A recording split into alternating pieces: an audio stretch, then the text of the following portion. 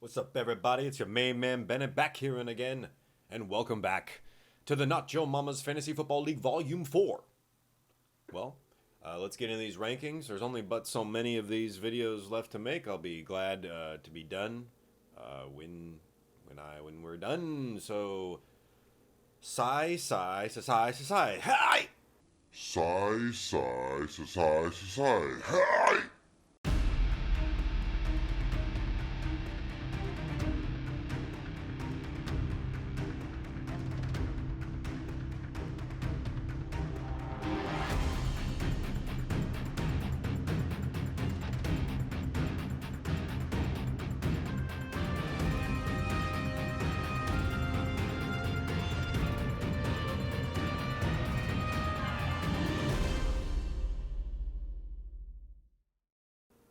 Okay, hey, welcome back to the program. Thanks for tuning in this week.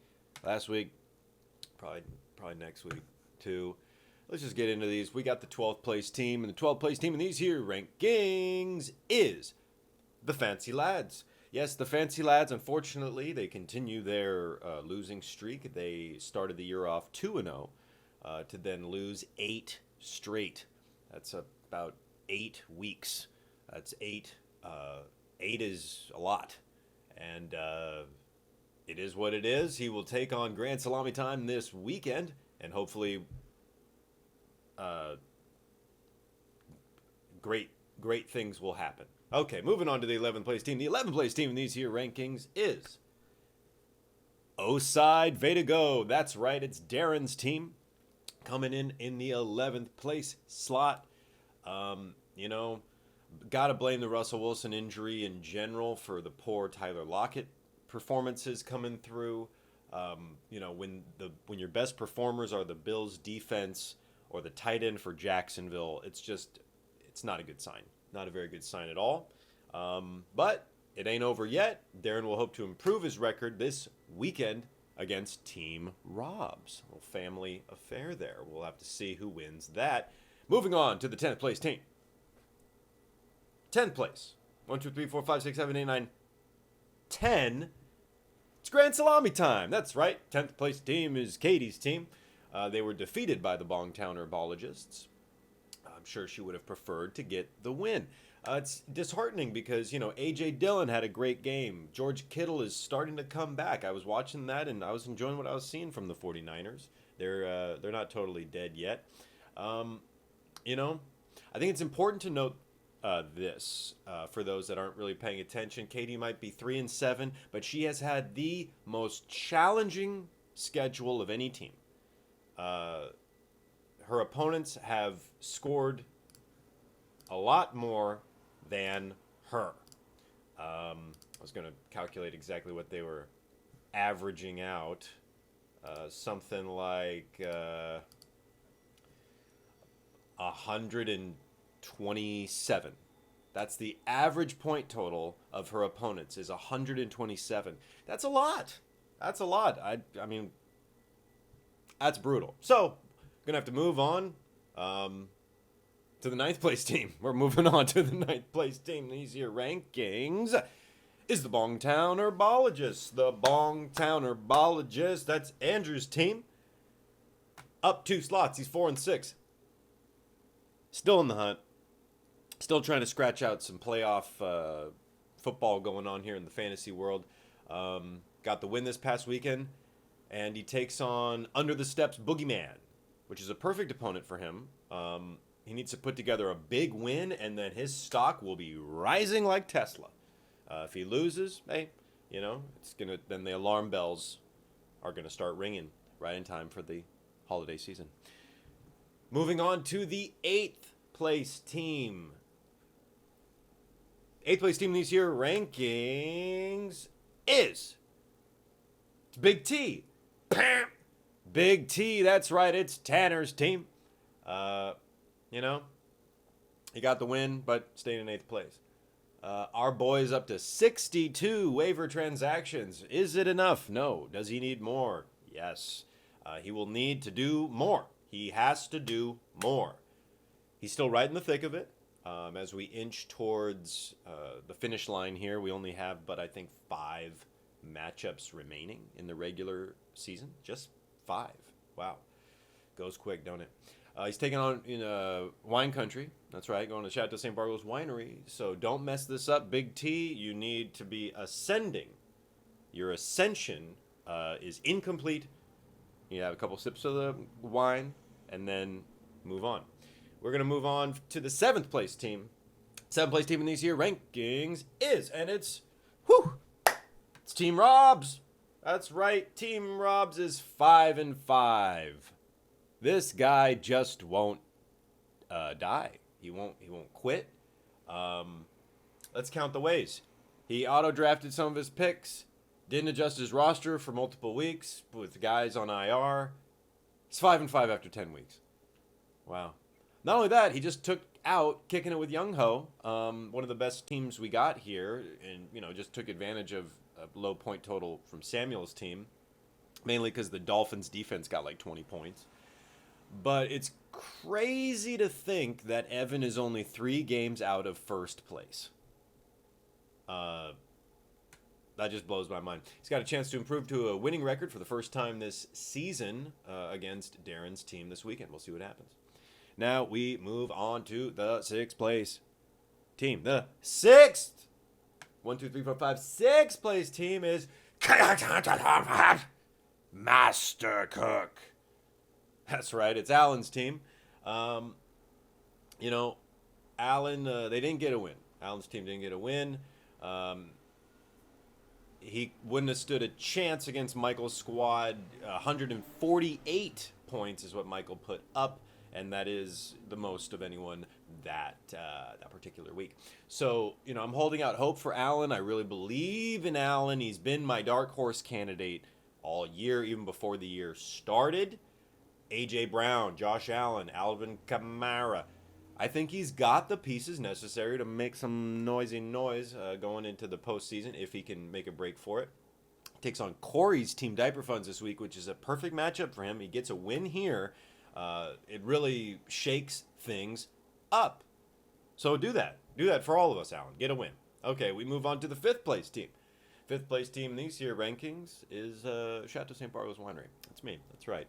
It's your boy. Got the win. Commissioner Ben been back there. And again, turns out Derrick Henry is out. Means Jonathan Taylor's number 1. So I got the number 1 running back. Can probably do something with that.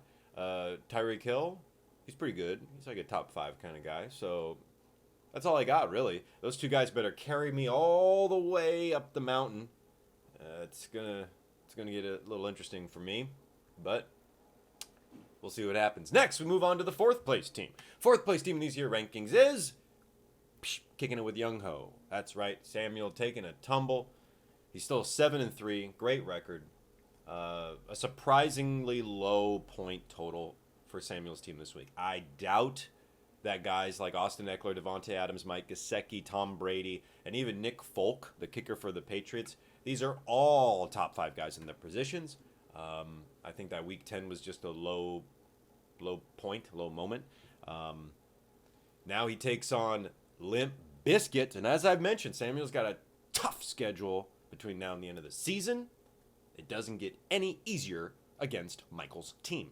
We move on to the third place team in these here rankings. Okay, and it's Team Diaper Funds. It's Team Diaper Funds. Bad time to take a loss, Corey. But Corey will figure it out. He has all year. I believe he's got the most points scored. Yeah. He is technically averaging 125 points per week, which is filthy. That's the most by a pretty large margin there. It's time for Cooper Kupp to shine. Justin Herbert, Tyler Conklin, even Melvin Gordon. All these guys will need to step it up and continue their winning ways. You get the idea. So yeah, it's a slippery slope next few weeks, man. You got to keep this momentum up. Just because you have that little buffer zone, it can be evaporated very quickly. We're going to move on to the 2nd place team. 2nd place team in these here rankings is Under the Steps Boogeyman. That's right. It's Ben's team. Moving up 2 slots, baby. Let's see, what do we got here? Oh, Debo Samuel. Wow. I don't know if anyone really thought that a guy that's being thrown to by Jimmy Garoppolo was going to put in such a performance this year. He is currently top 3 at his position. Mark Andrews is top 2. Kyle Pitts is top 5. Najee Harris is top 4. Stafford is top 3. And he still has Stephon Diggs on his team, who's kind of having more of a quiet year this year. He's not in the top 10, but really, he's a top 5 guy. Don't mess with Ben's team. I think that they have everything needed to just go all the stinking way, and we'll see what happens. Moving on to the top team. Number 1 team in these year rankings is, and you already know who it is. It's Limp Biscuits, baby. I'm about to break. That's right. Michael, the slow and steady turtle, wins the race. It's the only 8-2 team, and you can't take that away from him, can you? Man, I would if I could, but I can't, so I won't.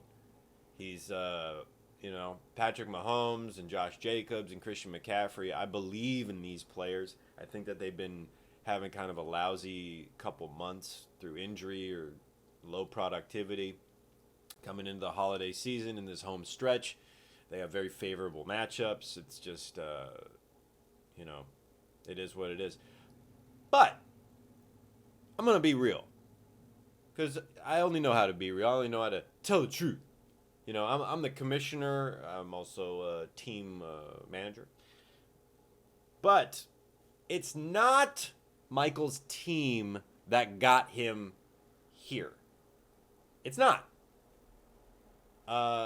He has scored the 7th most points of any team all year. What does that mean? It means he's averaging about 112 points a week.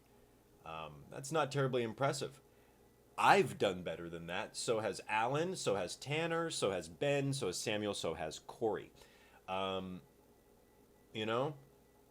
So if he's not scoring so much more points, then how is it that he's here? Well, I'm glad you asked. I will tell you. He has had the most favorable matchups of anyone all year. His opponents average less than 100 points a week. 98.6 to be exact.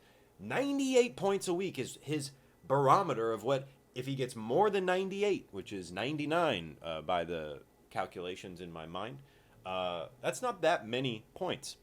So for a guy that's averaging about 112 to have his opponents average 98, well, there you go. That's why he's number 1. This is a bunch of blah, blah, blah. Does it matter? No. He's going to probably make the playoffs. His players are good. They got like patty cake matchups during the fantasy playoffs if you care to look. So don't sleep on the team. He's beatable, but probably not. That's it. That's all I got. Thanks for tuning in. And, have a good day. Oh.